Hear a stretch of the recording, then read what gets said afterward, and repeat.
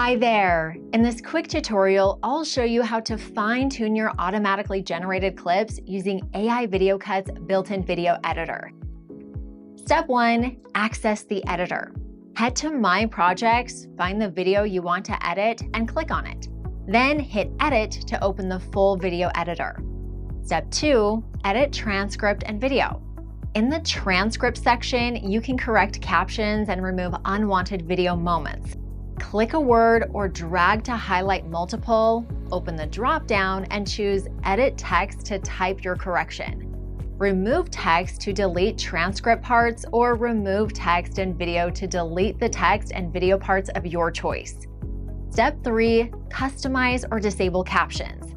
In the caption section, try different caption styles and see instant previews. Or toggle captions on or off if you prefer a clean, text-free look. Step 4. Save your changes.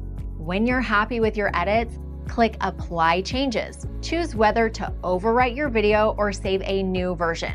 Saving a new one is usually safer. And that's it. Let your video process, then hit download, and you are ready to post your clip. If you haven't tried it yet, jump into AI Video Cut now and start transforming your long videos into viral short clips.